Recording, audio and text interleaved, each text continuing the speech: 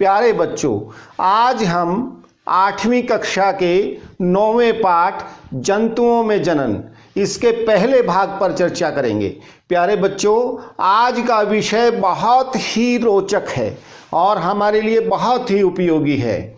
जंतुओं में जनन।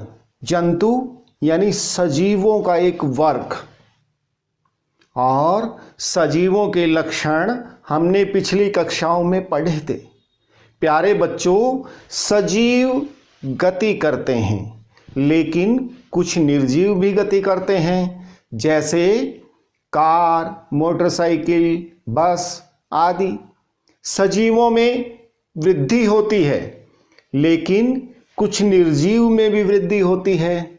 जैसे आप कोई रबर बैंड है, उसे खींच करके देखिए, और रेल की पटरियों के बीच में खालिस्तान क्यों छोड़ा जाता है? क्योंकि वे गर्मियों के दिनों में तापमान अधिक होने पर बढ़ जाती हैं। तो किसी न किसी रूप में निर्जीवों में भी वृद्धि हो सकती है। सजीव सांस लेते हैं, यानी ऑक्सीजन ग्रहण करके कार्बन डाइऑक्साइड छोड़ते हैं। प्यारे बच्चों, दहन की प्रक्रिया में भी तो ऐसा ही होता है। उसमें भी ऑक्सीजन उस अभिक्रिया में शामिल होती है और कार्बन डाइऑक्साइड निकलती है। सजीवों का एक और लक्षण, वे भोजन करते हैं, यानी भोजन ग्रहण करके उसे ऊर्जा में बदलते हैं। कुछ निर्जीवों में भी, जैसे हमारी मोटरसाइकिल है, कार है, उनके अंदर भी हम पेट्रोल डीजल डालते हैं और वो ऊर्जा में रूपांतरित होता है। सजीवों में उत्सर्जन होता है। कुछ निर्जीव मशीनें भी उत्सर्जन करती हैं, जैसे हमारी मोटरसाइकिल, गाड़ियां आदि धुआं छोड़ती है। लेकिन एक प्रमुख लक्षण ऐसा है जो केवल और केवल सजीवों में पाया जाता है, किसी भी निर्जीव में यह लक्षण परिलक्षित नहीं होता। प्यारे बच्चों, वह प्रमुख लक्षण है जनन। जनन क्या है? अपने जैसी संतान को उत्पन्न करना, उसे हम जनन कहते हैं। आपने देखा होगा कि किसी नीम के वृक्ष के नीचे छोटे छोटे नीम के पौधे अपने आप उगाया करते हैं, और यह प्रक्रिया अन्य पौधों में भी दिखाई देती है। आपने आसपास कुछ गली में घूमते हुए कुत्ते, बिल्लियों के साथ उनके छोटे छोटे बच्चों को देखा होगा, वो भी जनन के कारण ही है। जनन क्यों आवश्यक है? प्यारे बच्चों, सजीव जिस प्रकार से वृद्धि करते हैं, उनकी उम्र बड़ी होती है, धीरे धीरे वो समाप्त हो जाते हैं, मृत्यु हो जाती है। अगर जीवों में जनन की प्रक्रिया न हो तो एक समय ऐसा होगा कि वो समाप्त हो जाएंगे। इसलिए अपनी प्रजाति, अपनी जाति, अपनी स्पीशीज, उसकी निरंतरता बनाए रखने के लिए जीवों में जनन बहुत आवश्यक है। प्रत्येक जीव अपनी उत्तरजीविता के लिए जनन करता है। और प्यारे बच्चों, पौधों के अंदर, पादपों में जनन को पिछली कक्षाओं में हम पढ़ चुके हैं, और उनके अंदर हमने फूल के भागों के बारे में पढ़ा था। फूल के 2 भाग, पुंकेसर और स्त्रीकेसर, आपको चित्र में दिखाई दे रहा होगा। पुंकेसर के क्या भाग थे? परागकोश, वर्तिकाग्र, परागतंतु, और इसी प्रकार से स्त्रीकेसर के कुछ भाग थे। और पेड़ पौधों में किस प्रकार से बीज बनता है, तो उसके अंदर एक प्रक्रिया होती थी निषेचन, परागण। परागकोश से परागकण पराग तंतु के माध्यम से स्त्री केसर में उपस्थित पौधे के अंडाशय तक पहुंचते थे, और इस परागण से पौधे के अंदर फल या बीज की उत्पत्ति होती थी। और बिल्कुल पादपों की तरह से ही जीवों में भी जनन की प्रक्रिया होती है।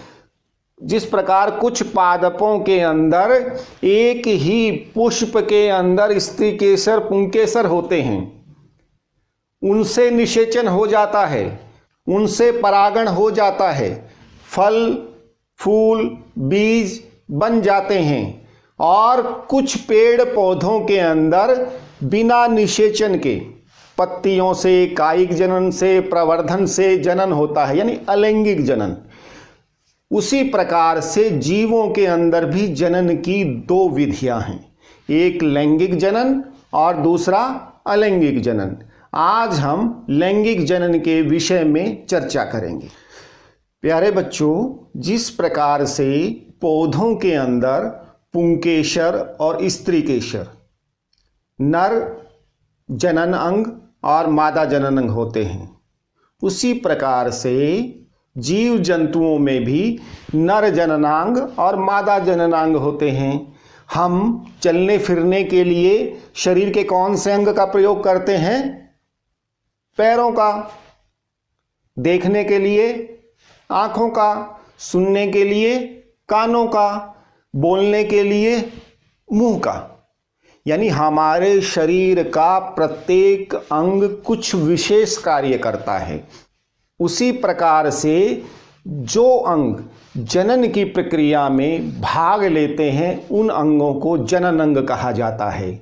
और कुछ विशेष जंतुओं में यह जनन अंग नर और मादा अलग अलग जीवों में होते हैं। पौधों की तरह से ही जंतुओं में भी नर और मादा युग्मक बनाते हैं और ये संलयित होकर के नए युग्मनज बनाते हैं, जिनसे नए जीव का जन्म होता है।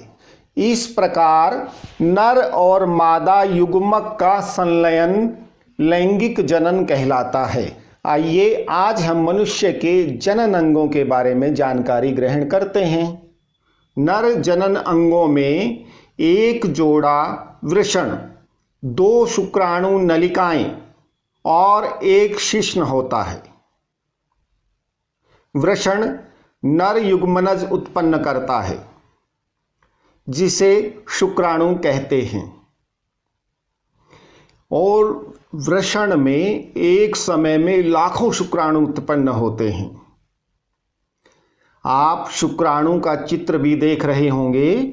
शुक्राणु 3 भागों में विभक्त होता है। इसमें एक इसका शीर्ष होता है, एक इसका मध्य भाग होता है और पीछे एक लंबी पूंछ होती है। यह लंबी पूंछ भला उसके क्या काम आती है?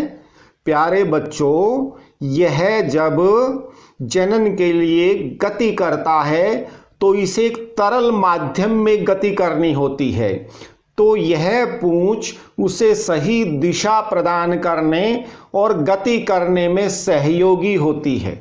इस शुक्राणु में एकल कोशिका के जैसे ही संघटक पाए जाते हैं। आप चित्र में देख रहे होंगे, यह वृषण से निकल करके शुक्राणु नलिका से होते हुए शिश्न के माध्यम से अपनी यात्रा आरंभ करता है। प्यारे बच्चों, कि हम पैरों से चलते हैं, हमारे मुंह से बोलते हैं, तो पैर और मुंह जन्म के साथ हमारे विकसित होते हैं। लेकिन क्या जन्म लेते ही हम चलना सीख जाते हैं? नहीं, हमें सीखने में समय लगता है, हमें बोलना सीखने में समय लगता है।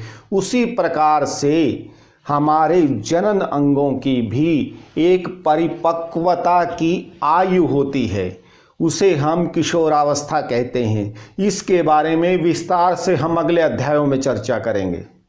नर जनन अंग के बाद अब हम जानते हैं मादा जनन अंग किस प्रकार के होते हैं। प्यारे बच्चों, मादा जनन अंग की संरचना अंग्रेजी के वर्ण Y की तरह से होती है। इसमें एक जोड़ी अंडाशय, अंडवाहिनी नलिकाएं तथा एक गर्भाशय होता है।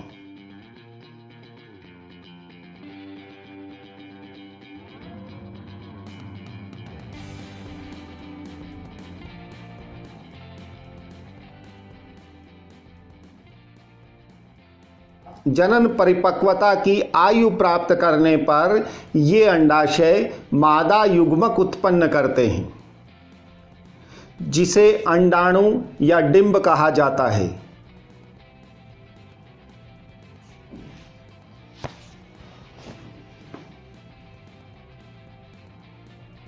मानव यानी महिलाओं में, स्त्रियों में प्रायः प्रत्येक मास दोनों अंडाशयों में से एक डिंब की निर्मुक्ति होती है, जो अंडवाहिनी में आकर के रुकता है।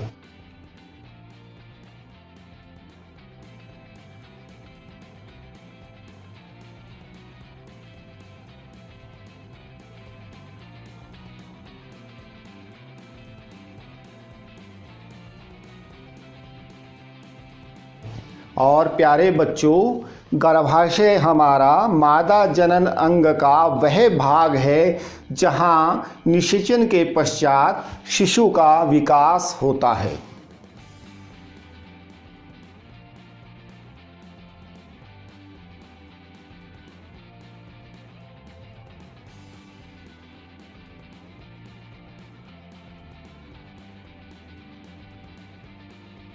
प्यारे बच्चों, विभिन्न जंतुओं में डिंब यानी अंडे का आकार अलग अलग हो सकता है। जैसे मनुष्यों में इसका आकार बहुत सूक्ष्म होता है। कुछ जीवों में जैसे मुर्गी, शतुरमुर्ग आदि के अंडे का आकार बहुत बड़ा होता है और इनके निषेचन की विधियां भी अलग अलग हो सकती हैं। मनुष्य में आंतरिक निषेचन होता है, यानी पुरुष के युग्मक यानी नर युग्मक और मादा युग्मक का संलयन शरीर के अंदर होता है, जबकि कुछ जीवों में यह बाहर होता है। आप किसी तालाब के किनारे जाएं और उस तालाब में जेली आकार की तैरती हुई छोटी छोटी गोल संरचनाओं को देखें। वो वहाँ मेंढक या मछलियों के अंडे हो सकते हैं। जिस प्रकार से आपने मुर्गी के या अन्य पक्षियों के अंडे देखे होंगे, वे एक कठोर आवरण से ढके होते हैं, जबकि मेंढक या मछलियों के अंडे केवल एक नर्म जेलीनुमा चिकने पदार्थ से ढके हुए होते हैं। और प्यारे बच्चों, मुर्गी जिस प्रकार से केवल कुछ ही अंडे देती है, पक्षी केवल कुछ ही अंडे देते हैं, लेकिन मछलियां या मेंढक हजारों की संख्या में अंडे देते हैं। इसके पीछे क्या कारण हो सकता है? प्यारे बच्चों, जैसा आपको अभी बताया कि मेंढक या मछलियों के अंडे कठोर आवरण में सुरक्षित नहीं होते। ये असुरक्षित रूप से पानी के अंदर स्वतंत्र रूप से तैरते रहते हैं। तो वायु के तेज प्रवाह, पानी की तरंगों से और कुछ अन्य जीवों का भोजन होने के कारण इतने अधिक मात्रा में अंडे होने के बाद भी बहुत कम मात्रा में उन जंतुओं के शिशु का विकास हो पाता है, इसलिए उनकी संख्या अधिक होती है। आप चित्र में देख रहे हैं कि मनुष्य में निषेचन किस प्रकार से होता है।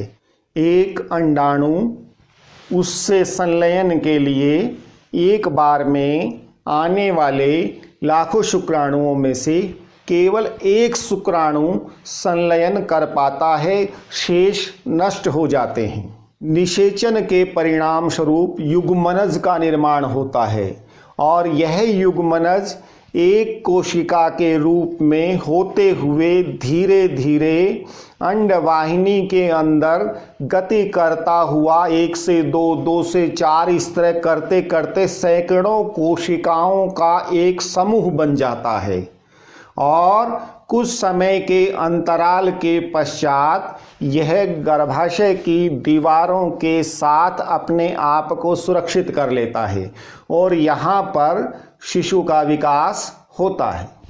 निषेचन के इस प्रक्रम में संतति यानी संतान यानी होने वाला बच्चा कुछ लक्षण अपनी माँ से और कुछ लक्षण अपने पिता से ग्रहण करता है।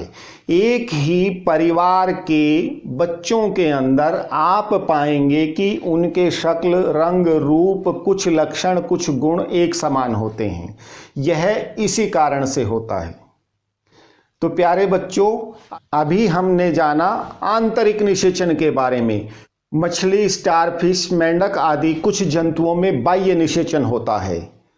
यह प्रक्रिया कुछ इस प्रकार से समझी जा सकती है कि मादा मेंढक बिना निषेचन के ही अपने कुछ अंडों का उत्सर्जन करके छोड़ देती है, जो पानी की सतह पर तैरते रहते हैं, और नर मेंढक आ करके उसके ऊपर अपने शुक्राणु छोड़ता है, और इसका निषेचन शरीर से बाहर होने के कारण इसे बाह्य निषेचन कहा जाता है। प्यारे बच्चों, आपने टेस्ट ट्यूब बेबी के बारे में तो जरूर सुना होगा। यह एक भ्रमित करने वाला नामकरण है। सामान्यतः इसको सुनकर यह अनुमान लगाया जाता है कि इसमें मानव शिशु का विकास किसी टेस्ट ट्यूब में या शरीर से बाहर किसी उपकरण में होता है। वास्तव में ऐसा नहीं है। प्यारे बच्चों, हमने अभी जाना कि मादा जनन अंग में अंडाशय से एक अंड निर्मोचित होकर के अंडवाहिनी में आकर के उस स्थान पर निषेचित होता है। कुछ महिलाओं में यह अंडवाहिनी अवरुद्ध हो जाती है, क्योंकि यह एक पतली नली के रूप में होती है। तो उसके लिए डॉक्टर्स विशेष उपकरणों से उस अंडाणु को बाहर निकालते हैं और नर शुक्राणु को ले करके बाहर अंडाणु और शुक्राणु का संलयन करके निषेचन को संपन्न करते हैं, और उसके बाद निषेचन होने के पश्चात उसको गर्भाशय में रोपित कर दिया जाता है। तो निषेचन, केवल निषेचन की प्रक्रिया बाहर होती है, शेष सभी प्रक्रियाएं मानव शरीर के अंदर होती हैं। निषेचन बाहर उपकरण में टेस्ट ट्यूब में होने के कारण इस प्रक्रिया को, इस प्रकार के शिशु को टेस्ट ट्यूब शिशु या टेस्ट ट्यूब बेबी कहा जाता है। इसको IVF तकनीक भी कहते हैं। प्यारे बच्चों, निषेचन के फौरन पश्चात अंडाणु के ऊपर एक परत बननी आरंभ हो जाती है, जो उसकी सुरक्षा के लिए होती है। कुछ जंतुओं में यह परत बहुत कोमल होती है, कुछ जंतुओं में यह बहुत कठोर होती है। जिस प्रकार से मुर्गी, उसके ऊपर सुरक्षा का कठोर आवरण, कठोर परत तैयार होने के बाद ही उसे निर्मुक्त करती है। बाद में आपने मुर्गी को अंडों के ऊपर बैठे हुए भी देखा होगा। वह उनके विकास के लिए उपयुक्त तापमान उनके ऊपर बैठ करके तैयार करती है, और उस अंडाणु में उस जीव के सभी अंगों का विकास उसी अवधि के दौरान होता है। प्यारे बच्चों, और जीव के सभी अंगों का विकास होने के बाद वह उस कठोर कवच को तोड़ करके बाहर आता है। बाह्य निषेचन वाले जंतुओं में जीव के सभी अंगों का विकास बाहर ही होता है। भ्रूण अंडे के आवरण के अंदर अपना विकास करता रहता है, और जैसे ही उसके अंग विकसित हो जाते हैं वह उसे तोड़कर बाहर निकलता है। आपने तालाब में मेंढकों के छोटे छोटे टैडपोल को तैरते हुए देखा होगा। यह उन जीवों की ऐसी ही मध्यम स्थिति है। जनन की विधियों के अनुसार जीवों को एक और वर्ग में विभाजित किया जा सकता है। कुछ जीव विकसित जीवों को जन्म देते हैं, यानी उस जीव के सभी अंग जन्म से पूर्व विकसित हो चुके होते हैं, जबकि कुछ जीव अंडे उत्पन्न करते हैं। जो जीव विकसित जीव को जन्म देते हैं उन्हें जरायुज कहते हैं, और जो जीव अंडे उत्पन्न करते हैं उन्हें अंड प्रजक जंतु कहा जाता है। तो मनुष्य कुत्ते, बिल्ली, गाय, भैंस आदि जरायुज जंतु हैं और मुर्गी, कबूतर, चिड़िया आदि पक्षी अंडप्रजक जंतु हैं। प्यारे बच्चों, हम जिन जीवों को उनके विकसित रूप में देखते हैं, उनके जीवों के विकास क्रम के आरंभिक चरणों को हम देखें तो उनमें इतना परिवर्तन होता है कि हम उन्हें पहचान भी नहीं पाएंगे। जिस प्रकार से आप चित्र में देख रहे होंगे, मेंढक के जन्म के विकास का प्रक्रम इतना परिवर्तित होता है कि वह पहले अंडे के रूप में है, फिर आरंभी टैडपोल बिल्कुल अलग लंबे से आकार में, फिर उसके बाद टैडपोल बिल्कुल कीट के आकार का, और उसके बाद एक वयस्क मेंढक बिल्कुल अलग से परिवर्तित रूप में। इसी प्रकार से आप मानव के शिशु के विकास के प्रक्रम को भी पहचानने की कोशिश करें। प्यारे बच्चों, जब एक जीव इस प्रकार से बहुत अधिक परिवर्तन करता है, कुछ विशेष परिवर्तनों के साथ टैडपोल का विकसित मेंढक में परिवर्तित होना, यानी अत्यधिक परिवर्तन होना, कायांतरण कहलाता है। कायांतरण से अभिप्राय पूरी काया की काया ही पलट गई, इसे हम कायांतरण कहते हैं। आप तितली के, इल्ली के लार्वों के माध्यम से भी इसकी पहचान कर सकते हैं। उम्मीद है बच्चों यह विषय आपको स्पष्ट हो गया होगा। आप अपनी पाठ्य पुस्तक में दिए गए सभी पाठ्य बिंदुओं का गहराई से अध्ययन करें, जो चित्र हैं उन्हें बनाने का प्रयास करें और अभ्यास के प्रश्नों को हल करने की, समझने की कोशिश करें और अपने शिक्षक से जांच करवाएं। ठीक है बच्चों, मिलते हैं फिर अगले लेसन में। तब तक बाय।